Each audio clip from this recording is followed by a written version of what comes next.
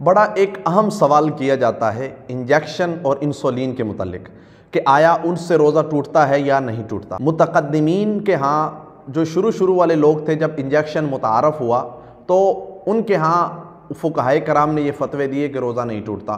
ان کے ہاں دلیلیں یہ تھی کہ اگر کوئی مسام کے ذریعے کوئی چیز اگر پیٹ تک پہنچتی ہے تو اس سے روزہ نہیں ٹوٹتا، جیسے تیل وغیرہ لگانے سے، نہانے سے، اگر پانی مسام کے ذریعے سے اگر جلد کے اندر سے چلا جاتا ہے تو اس سے روزہ نہیں ٹوٹتا۔ لیکن متاخرین نے یہ تحقیق کی ہے کہ اور غلام رسول سعیدی صاحب نے اس کے اوپر بڑی وضاحت کی ہے کہ اس سے روزہ ٹوٹ جاتا ہے۔ انجیکشن چاہے انسان ماس کے اندر لگائے، ٹیشو کے اندر لگائے یا وین کے اندر لگائے، بہرحال ان دونوں سے روزہ ٹوٹ جاتا ہے۔ کیونکہ جو چیز ہم منہ کے ذریعے کھاتے ہیں اور وہ ہمارے آرگن سسٹم میں چلی جاتی ہے، ہمارے اسٹمک میں، ہمارے اس معدے کے اندر چلی جاتی ہے، وہی معدہ آگے ہمارے مسام تک، ہماری وینز تک وہ قوت اس کی پہنچاتا ہے۔ اس کے اندر جو پروٹین وغیرہ ہوتی ہے، جس مسل کو پروٹین چاہیے وہ معدہ پہنچاتا ہے۔ تو اگر ہم جو کام معدے نے کرنا ہے ہم وہ خود کر لیں تو معدے جو کر رہا ہے اس سے روزہ ٹوٹ رہا ہے، اور جو ہم خود کر رہے ہیں اس سے روزہ نہیں ٹوٹ رہا۔ یہ کہاں کا ایک نظریہ آ گیا؟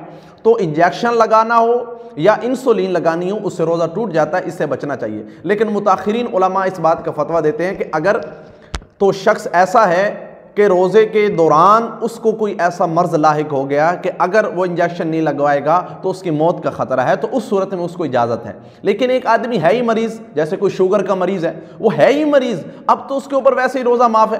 جو مریض وَإِن كَانَ مِنكُم مَرِيضًا أَوْ عَلَىٰ سَفَرٍ فَعِدَّةٌ مِّنْ أَيَّامٍ أُخَرَ، تو جب تک وہ ٹھیک نہیں ہو جاتا تب تک اس کے اوپر روزے معاف ہیں، لیکن جب وہ ٹھیک ہو جائے گا تو پھر اس کی قضا کرے گا۔ لیکن کوئی اگر دائمی مریض ہے تو اس کے عوض وہ فدیہ دے گا۔